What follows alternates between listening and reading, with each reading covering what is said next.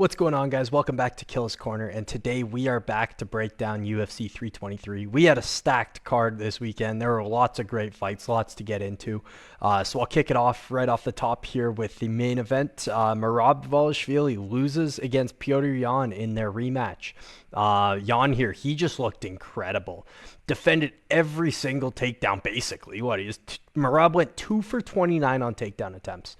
It's just that's insane. The takedown defense, he defended 27 takedowns, limited him to only 5 minutes of control time, and I bet you probably 4 of that was on hugging him against the cage.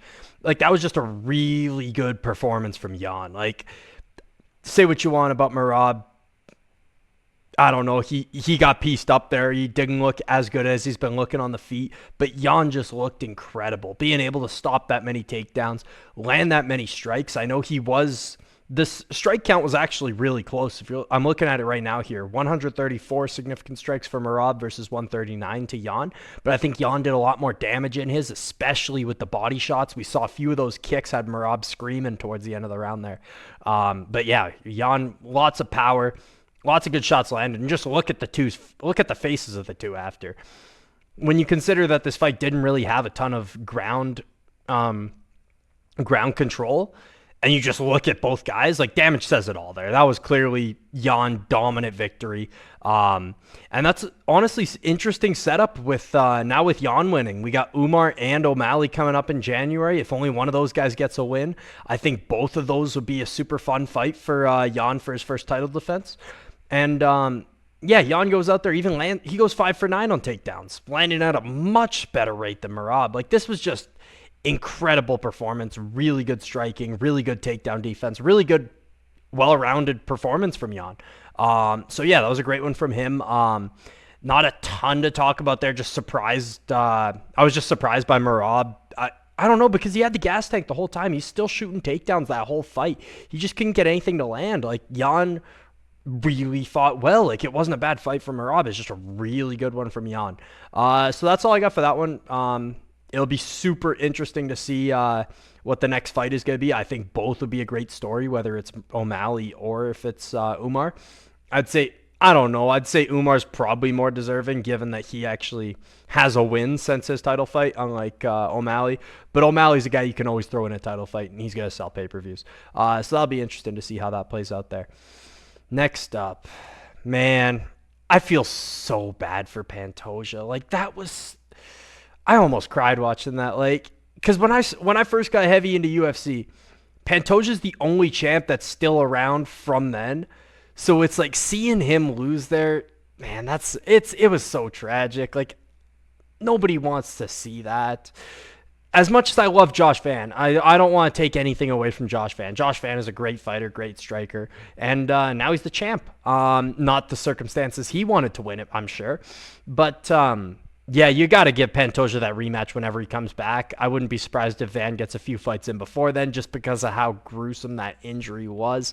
It was he fell flat on his arm, essentially. I saw a pop in his elbow. I don't know if it's shoulder, elbow. There's still conflicting reports. But I feel so bad for Pantoja.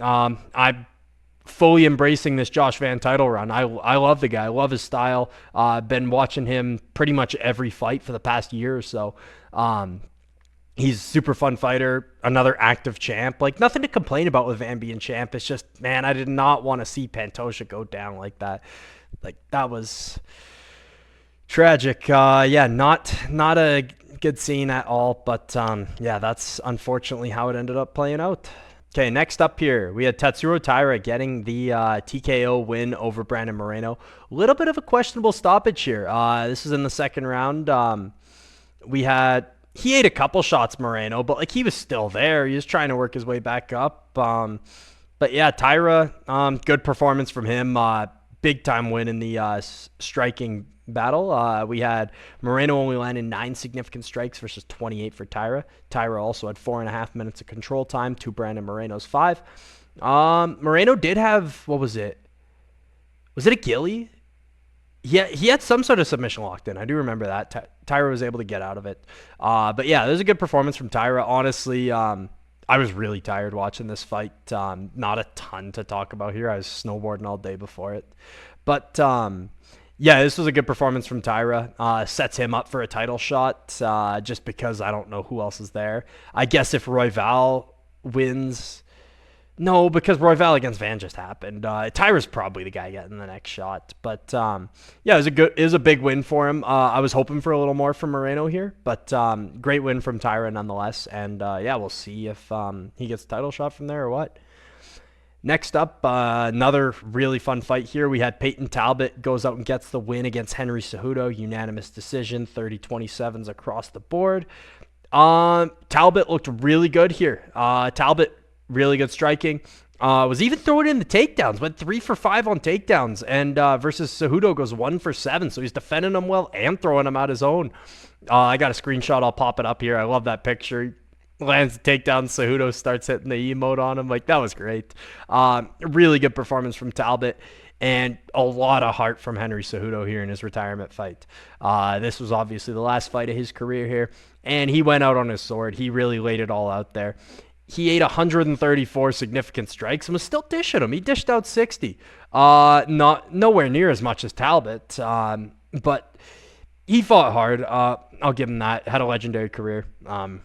But yeah, I think I'm not going to disagree with the retirement decision because, yeah, that looks like might have been time for him. But Peyton Talbot goes out there, gets a big win, especially against a wrestler. I was a little worried for him going into this one after seeing how that Barcelos fight played out. And then, yeah, he goes out there. He's offensive with the grappling, mixing the striking and grappling. Like, it was a great performance from Talbot. I think for sure you give him a ranked opponent. Or this was a ranked opponent. But it'll be interesting to see him against one of the top 10 guys if that's what you throw at him. Yeah, I know he said he wants a striker up next just because he's done with all the grappling, and I don't blame the guy. I'd love to see him getting another striking fight. But yeah, that was a big win for him against a highly respected opponent too. So yeah, it'll be interesting to see where he goes from there. But I was very impressed with his not only the striking but the grappling, both defensively and offensively. Just overall, really good performance from Talbot here. Next up, we had an interesting one here. This was a majority draw between Jan Blachowicz and Bogdan Guskov. Now, round 3, 100% goes to Blachowicz. Round two was a dominant one for Guskov. That's where 10-8 came into play on 2 of the scorecards. And then round 1 went to Jan. I think round 1 could have gone either way. Both guys kind of had their moments there. But then round 2, I don't disagree with that 10-8 at all. I kind of like the draw decision, honestly. That's what I predicted before they actually revealed it. But yeah, Guskov went out there, really good ground and pound round 2. He's just landing everything, and able to keep the top position while landing all that damage. That was a really good round from him, but unfortunately, he wasn't able to keep it up in the third. I don't know if the gas tank was starting to go or what, but yeah, Blachowicz goes out there, shows a ton of heart. Even at 42 years old, he's still got it. I know I was knocking the age there in my predictions video, but hey, at 42, the guy still got it. He outstruck his opponent 84-80 on the significant strike count. Yeah, he was probably the better fighter on the feet there. Just Guskov being able to take it to the ground, land a ton of damage there in that second round. And yeah, goes out and gets a good draw. I don't know. Both guys fought hard here. It sucks seeing a fight end in a draw, but it probably was the right call here just based on how the fight played out. So yeah, it'll be interesting to see. I'm sure Guskov, he'll be back. Give him someone maybe a little lower in the rankings, honestly, just see him get a win to kind of boost himself up there. And then Jan Blachowicz, who knows what's next for him after Joanna and Jamal Hill's girlfriend getting into it. Maybe that's the fight to make. So yeah, we'll see. We'll see with that one. Moving on to the prelims here. Big knockout win for Manuel Torres. Honestly, don't really remember this one too much here. But he got a big knockout. Hey, all respect to the guy. Grant Dawson was a guy I was probably expecting to win this one here. But nope. Torres pulls off the upset. Gets himself, not into the... I don't think Dawson was ranked. He was at one point, but I don't think he was going into this one. So gets him close to the rankings, especially... Yeah, coming off... Who has he lost to? He lost to someone notable.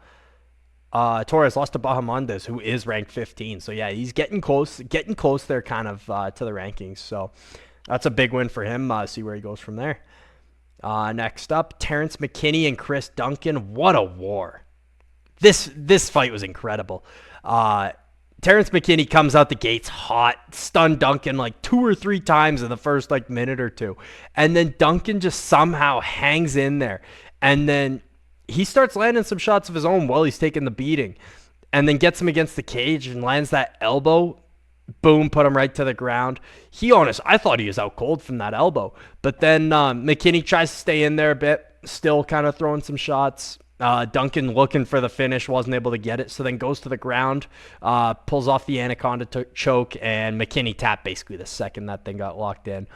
You could tell he was just so out of it from taking that elbow. He was trying to stay in it, but the second he's getting choked when he doesn't even know where he is, and yeah, it was just not ideal for McKinney there. But McKinney came out really hot, really on the aggressive, throwing a ton, just I don't know, maybe got to work on the defense a little more there, because when you're facing a guy like Chris Duncan who can take shots like that, which all respect to him, the chin on that guy is crazy, even though he was pretty wobbled, but he was able to stay in the fight. So McKinney just needs to work on, I guess, not getting too aggressive. Still obviously need to find your finishes, because that's the way he wins most of his fights here. But yeah, really good performance from Duncan, a battle back from taking some mean shots there. Get that elbow and go out and get the anaconda finish. Really fun fight. And yeah, good win for Chris Duncan here. What else do we want to talk about here? Edson Barboza gets knocked out by Jalen Turner in the first round, 2 minutes in. Really good performance from Turner. I forget if this was his return from his retirement or if his fight on UFC 313 was. But regardless, really good fight from Turner. He came out, looked great, really good striking. Was able to kind of do some ground and pound there too. Just overall, really good performance from Turner. Good bounce back. Barboza might be getting close to hanging it up here. But, yeah, really good performance from Turner. Good to see him back in the win column, because he's such an interesting fighter, being, 6'3", has a reach advantage on pretty much anyone in the 155 division. So, yeah, it'll be interesting to see what's up next for him.